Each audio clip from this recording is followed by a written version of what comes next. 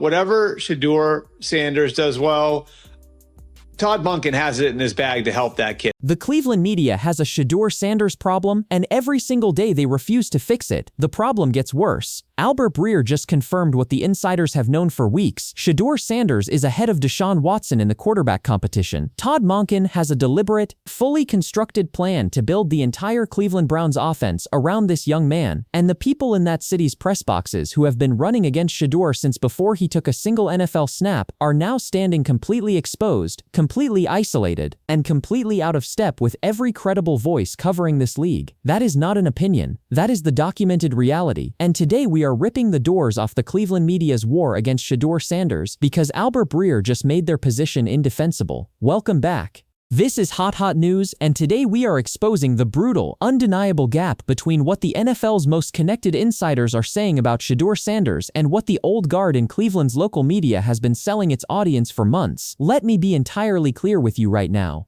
This is not a story about a quarterback competition anymore. That competition has a winner. The competition has been decided at the organizational level, at the coaching level, and now at the national media level. What this story is actually about is a specific, deliberate, ruthless refusal by a segment of Cleveland's local media landscape to update their position when the evidence demands it, and the name that keeps surfacing as the most glaring example of that refusal is Lima. We are going to come back to Lima in detail because that story deserves its own full accounting. But first, I need you to understand exactly what Albert Breer reported because the depth of what he confirmed goes far beyond a simple competition update. Albert Breer is one of the most connected insiders in the entire NFL media landscape. When Breer reports something about a quarterback competition, that report does not come from speculation and it does not come from guesswork. It comes from conversations with people inside the organization, inside the league office, inside the coaching staff's inner circle, who are watching this situation develop in real time and are telling him what they see, and what they told him is absolute and unambiguous. Shedeur Sanders is ahead.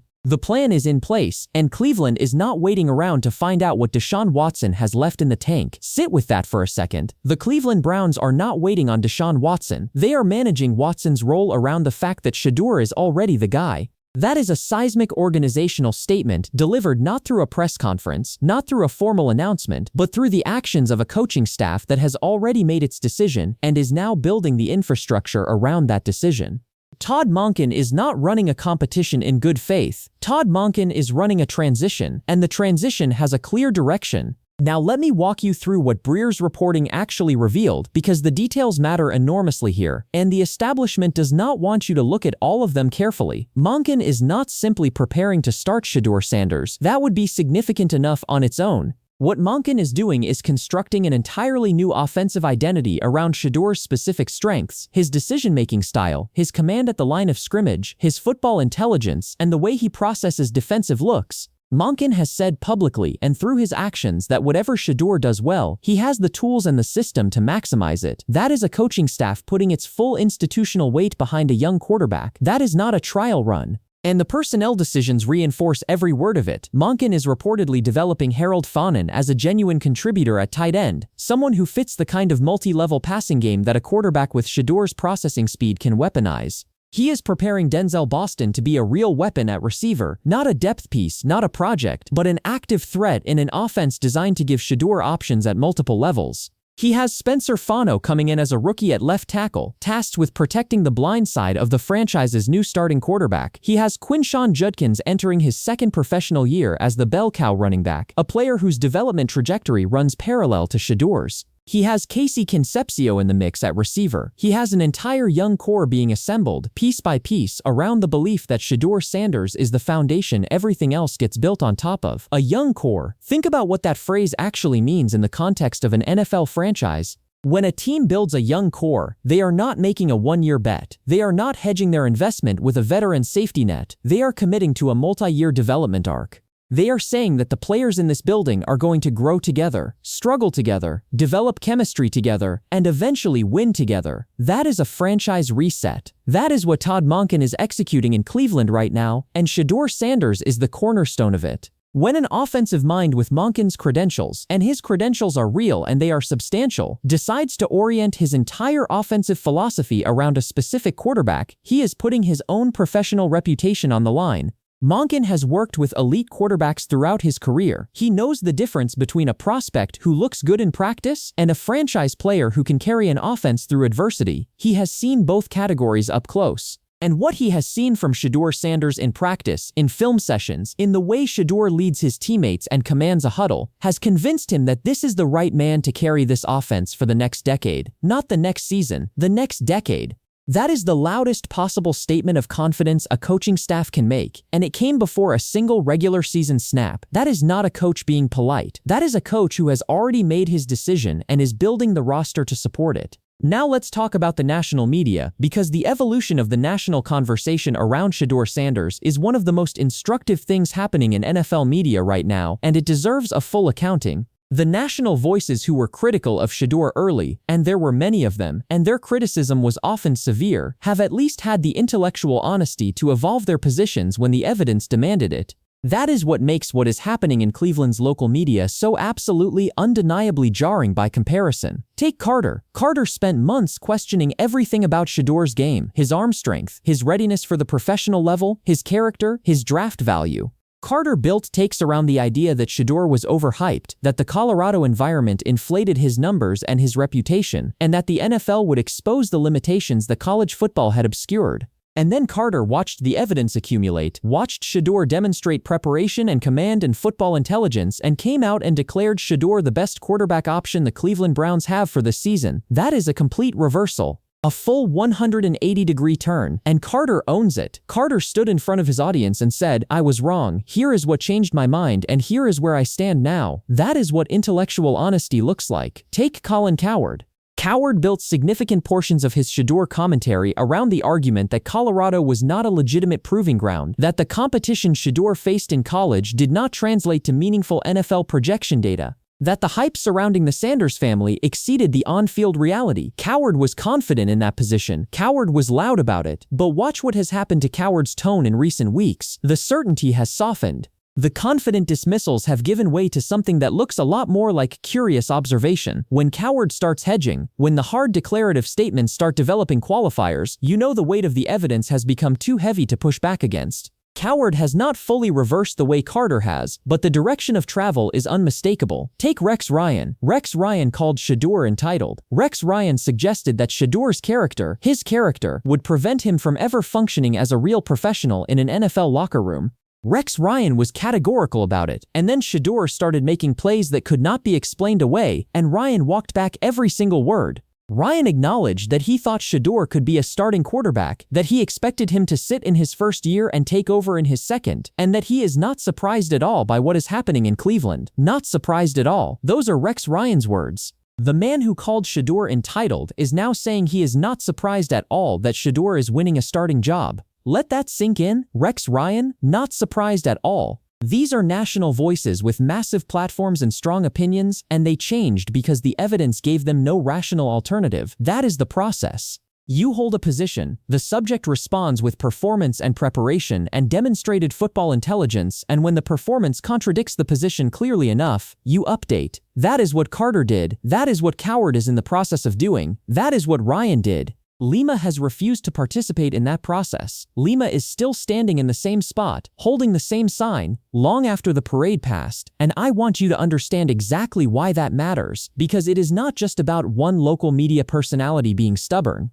It is about what that stubbornness reveals. When Albert Breer, one of the most connected insiders in the NFL, is confirming that the plan is in place and Shedeur is ahead, when Todd Monken is building an entire offensive infrastructure around this young quarterback, when Andrew Berry has called Shedeur's growth phenomenal, when Bernie Kosar, one of the only quarterback legends this franchise has ever produced, a man who knows what it looks like when a young quarterback is ready to carry a franchise, has defended Shedeur's rookie season and said he deserves this opportunity, and a local media voice is still running the same negative narrative they were running before Shedeur took a single professional snap, you have to ask yourself a brutal and unavoidable question. What is actually driving that position? Because it is not the evidence. The evidence is pointing in one direction, and that direction is Shedeur Sanders. It is not the insiders. The insiders are aligned. It is not the coaching staff. The coaching staff has made its decision and is executing on it. So what is it?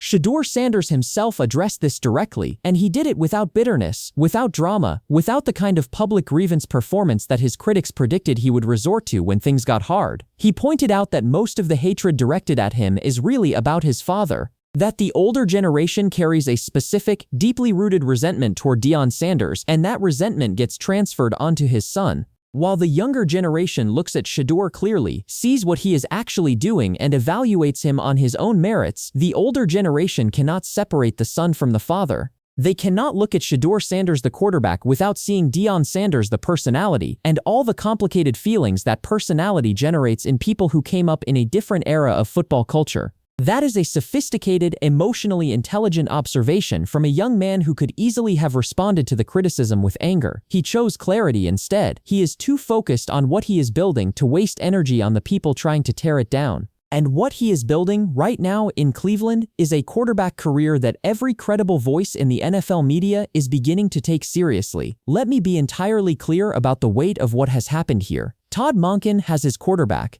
The roster is being constructed around that quarterback. Harold Fanon is being developed as a tight end weapon for that quarterback. Denzel Boston is being prepared as a receiving threat for that quarterback. Spencer Fano is being brought in to protect that quarterback. Quinshawn Judkins is entering his second year as the running back complement to that quarterback. Andrew Berry has used the word phenomenal to describe that quarterback's growth. Bernie Kosar has defended that quarterback and said he deserves his opportunity. And Albert Breer, with his finger on the pulse of the entire league, has confirmed that the plan is in place and that quarterback is ahead in the competition. That is not a rumor. That is not a narrative. That is the documented, multi-source, insider-confirmed reality of what is happening in Cleveland right now. And the local voices who have been running against Shedeur Sanders since before he took a single NFL snap are going to have to answer for their position as this season unfolds. Not in some abstract future, this season. When the games start and the results start coming in, and the young core that Monken is assembling starts developing the chemistry and the rhythm that a young offensive unit develops when it has a real quarterback at its center, the receipts are going to be right there. The takes are on the record. The positions are documented, and the people who held those positions are going to have to stand in front of their audiences and explain themselves. Carter already updated. Coward is in the process of updating. Ryan already walked it back. The national conversation has moved. The insiders are aligned, the coaching staff has committed, the general manager has praised the growth, the franchise legend has given his blessing. Lima is still standing in the same spot. I am going to put my name on this. Shedeur Sanders will be the starting quarterback for the Cleveland Browns on opening day of this season. Not because of hype, not because of his father, because Todd Monken has seen him in practice, in film sessions, in the way he processes this game and leads his teammates, and has decided to build his entire offensive identity around what Shedeur brings, because Albert Breer confirmed it, because the roster construction confirms it, because the evidence is too clean and too consistent to read any other way. If I am wrong, come back here and roast me in the comments. I want the receipt, but I am not wrong. The old guard in Cleveland's local media is going to have to answer for this, and the moment they have to answer for it is coming faster than they are prepared for. Drop your most honest take in the comments right now.